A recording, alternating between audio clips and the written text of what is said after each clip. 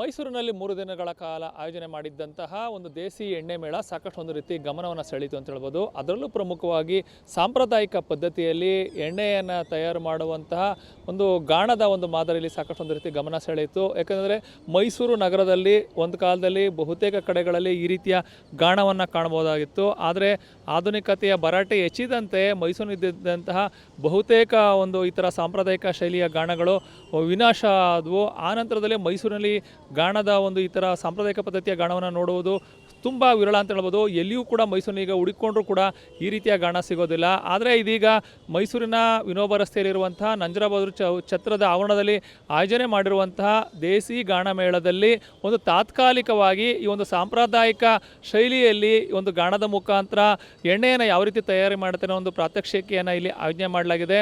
ಇದರ ಜೊತೆಗೆ ಈ ಒಂದು ಸಾಂಪ್ರದಾಯಿಕ ಶೈಲಿಯ ಒಂದು ಗಾಣದ ಇದರಿಂದನೇ ಒಂದು ಸ್ಥಳದಲ್ಲೇ ಎಣ್ಣೆಯನ್ನು ತಯಾರು ಮಾಡಿ ಒಂದು ಗ್ರಾಹಕರಿಗೆ ನೀಡ್ತಾ ಇರೋ ಒಂದು ಕಾರಣದಿಂದಾಗಿ ಈ ಒಂದು ಗಾಣ ಸಾಕಷ್ಟೊಂದು ಗಮನವನ್ನು ಸೆಳೆದಿದೆ ಅಂತ ಹೇಳ್ಬೋದು. ಏಕೆಂದರೆ ಈಗ ನಾವು ಬಹುತೇಕ ಈಗ ಜನ ಬಳಸ್ತಾ ಇರೋದು ಒಂದು ಆಧುನಿಕ ಶೈಲಿಯ ಒಂದು ಫ್ಯಾಕ್ಟ್ರಿಗಳಲ್ಲಿ ತಯಾರು ಮಾಡಿದಂತಹ ಎಣ್ಣೆಗಳನ್ನ ಬಳಸ್ತಾ ಇದ್ದಾರೆ.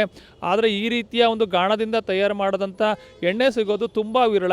ಈ ಒಂದು ಕಾರಣದಿಂದಾಗಿ ಮೈಸೂರಿನಲ್ಲಿ ಆಯೋಜನೆ ಮಾಡಿದಂಥ ಈ ಒಂದು ಗಾಣದ ಇದು ಎಣ್ಣೆಯ ಮೇಳದಲ್ಲಿ ಒಂದು ಸಾಂಪ್ರದಾಯಿಕ ಪದ್ಧತಿಯಲ್ಲಿ ಗಾಣದಿಂದ ತಯಾರು ಮಾಡಿದಂಥ ಎಣ್ಣೆಗೆ ಸಾಕಷ್ಟು ಒಂದು ರೀತಿ ಬೇಡಿಕೆ ಕಂಡುಬಂತು ಅಂತ ಹೇಳ್ಬೋದು.